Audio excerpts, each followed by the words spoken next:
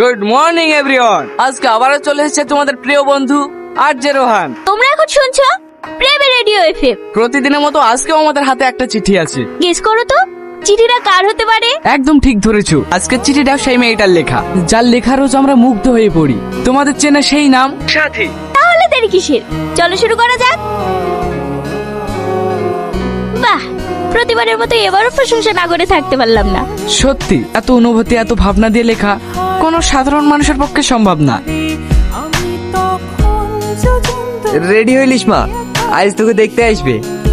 ঘটক বললো পাশের গ্রামে বাড়ি, ছেলে নাকি ব্যাংকে চাকরি করে। আমি মাইকে ডাকতে পারিছি, ও এসে তোকে সাজিয়ে দেবে। কিরে, চিঠির প্রেমে পড়ে গেলি নাকি? চিঠির না, যে লিখেছে তার প্রেমে পড়েছি। ওহো, লেলা মাজনু। কে লিখেছে চেনা নাই জানা নাই, আন্দাজে প্রেমে পড়ে গেল। নাও এটা একবার পড়ো। কেন? এখানে সুন্দরভাবে বোঝানো আছে, ভালোবাসার রূপ দেখে না, মন দেখে হয়।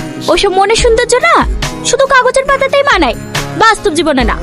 যাই বলো মায়া, আমি কিন্তু এই অচেনা সাথীর প্রেমে পড়ে গেছি।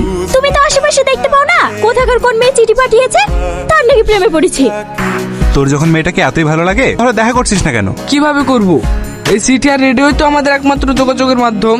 আমরা তো প্রতি বছর সেরা চিঠি লেখককে পুরস্কৃত করি, তাই না? হ্যাঁ, এবছরের সেরা লেখককে সাথী।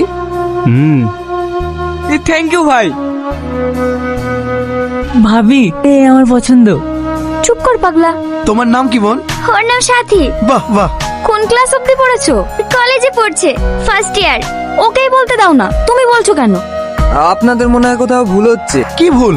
ঘটক, তুমি কিছু বলনি? আজ থেকে 15 বছর আগে একটা দুর্ঘটনায় সাথীর মা মারা যায়। সে আঘাত মেয়েটা সহ্য না করতে পেরে আর কথা বলতে পারে না। কি? আপনার মেয়ে বোবা?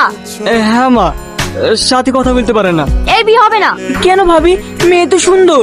চুপ কর, এরা তোকে ঠকিয়ে বোবা মেয়েটাকে তোর গলায় ঝুলাতে চাইছিল, তুই বুঝতে পারছিস না? একদম মাঝে মাঝে কথা বলবে না। কেন একটু ভুল বুঝাবুঝি হয়েছে, কেউ কাউকে ঠকায়নি। না ঠকলে আপনার বোবা মেয়ের বিয়েও হবে না। আপনাদের মতন লোককে ভালোভাবে চেনা আছে আমার। তুই চিন্তা করিস না, ওর থেকে ভালো মেয়ের সঙ্গে তোর বিয়ে দেবো। তোর এই বাড়ি অতিথি না হলে এতক্ষণ তোদেরকে কেটে নদীর জলে ভাসিয়ে দিতাম। বেরিয়ে যা আমার বাড়ি থেকে। আমার ভুলে গেছে ভাই, আপনি আমাকে ক্ষমা করে দেন। যা হয়েছে হয়েছে, তুমি আবার ছেলে দেখো। আর এবার যেন সবকিছু জেনে কেউ এই বাড়িতে আসে। কিন্তু ভাই, মেয়ে বাবা শুনে কোনো ছেলে বিয়ে করতে রাজি হয়েছে না। তুমি শুধু ছেলে দেখো, দরকার হয় আমার টাকা পয়সা জমি জায়গা সব দিয়ে দেবো। আমি 1 মাসের মধ্যে বুড়ি দিয়ে দেবো। আজ অফিসের পর ফ্রি আছো? হ্যাঁ, ফ্রি আছি। চলো না আজ বিকেলে একটু ঘুরতে যাই। না না, আজকে যেতে পারবো না, তুমি অন্য কাউকে বলো। অন্য কারোর সাথে না, তুমি যাবে কিনা বলো। আমি যাব না। দরজাটা বন্ধ করো তো। আবারও চলে আসলাম তোমাদেরকে বিরক্ত করতে। তাহলে শুরু করা যাক। টপিক হলো সাথীর প্রথম চিঠি। তোর জন্য লিখেছি এটা। মিস সাথী, আশা করি আমার কথাগুলো আপনি শুনছেন। আমরা আপনাকে সেরা লেখিকা হিসাবে পুরস্কৃত করতে চাই। আপনাকে আমাদের স্টুডিওতে আসতে হবে 14 অক্টোবর 2025। আর এটা কিন্তু স্পেশাল রিকোয়েস্ট।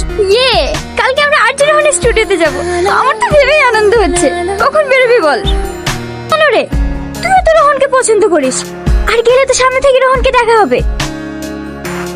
এই জন্য যাবি না মানে?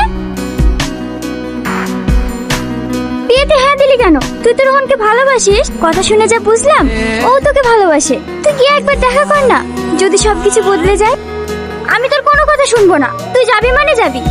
আমি মামার বাড়ি যাওয়ার নাম করে তোকে নিয়ে যাব, তুই রেডি থাকবি। কোথায় যাচ্ছেন আপনারা? আমাদেরকে আরজে রোহন ডেকেছে। কারা আপনারা? ও সাথী, যার চিঠি আপনাদের কাছে আসে। সাথী ম্যাডাম, সরি, ভেতরে আসুন।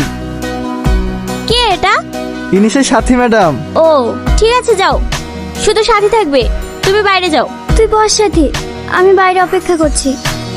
বলো তোমার কত টাকা লাগবে? টাকার জন্যই তো এসেছো। তোমাদের মতো মেয়েদেরকে আমার ভালো করেই চেনা আছে। এখানে 20,000 টাকা আছে, নিয়ে চলে যাও। আমি কি জানো? রোহনের গার্লফ্রেন্ড। ও কার সাথে দেখা করবে না করবে সেটা আমি ডিসাইড করব।